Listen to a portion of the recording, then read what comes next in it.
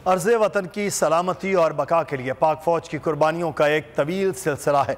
दुश्मन के खिलाफ जंग हो या मुल्क के अंदरूनी मामलात, पाक फ़ौज के जवान हमेशा सीसा पिलाई दीवार बनकर मुल्क कौम की सलामती पर अपनी जानें निशावर करते हैं। कैप्टन अब्दुल्ला शहीद के शुमार भी इन्हीं सरबकफ बाहौसला फ़ौजियों में होता है, जिन्होंने वतन की खातिर अपनी जान हंसते हंसे जान आफरी के सपुर्द कर दी। शहीद कैप्टन के वालिद अपने बेटे की कुर्बानी पर नाज़ा हैं। तू सलामत रहे, हो सकी तेरे रुख पे ना कुर्बान अगर, और किस काम आएगी भला जिंदगी। अगर ये वीडियो आपको पसंद आई है तो हमारे चैनल को सब्सक्राइब कीजिए और बेल आइकॉन को क्लिक कीजिए। तो नजर आ रहा है सामने लिखा हुआ है जुल्म मिटने के लिए दो चीजों से मिटेगा भाई। एक, अदल की कुर्सी पे जो लोग बैठते हैं ना, वो अदल के हिसाब से फैसले करने लगे। दूसरा, कौम निकल खड़ी उस जुल्म के खिलाफ, तो जुल्म खत्म हो जाएगा। या इन दोनों में से कोई एक चीज हो जाए या दोनों हो जाए।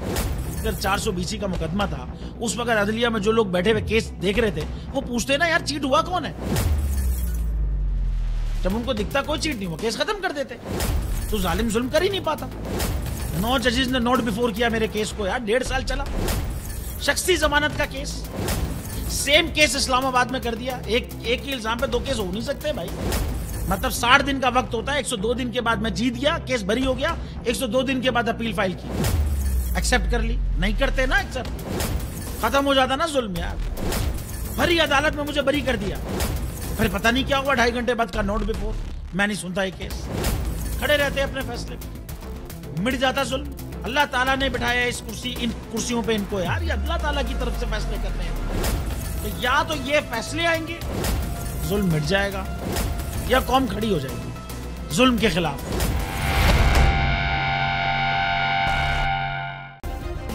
सब्सक्राइब करें और बेल दबाएं ताकि कोई खबर रह न जाए।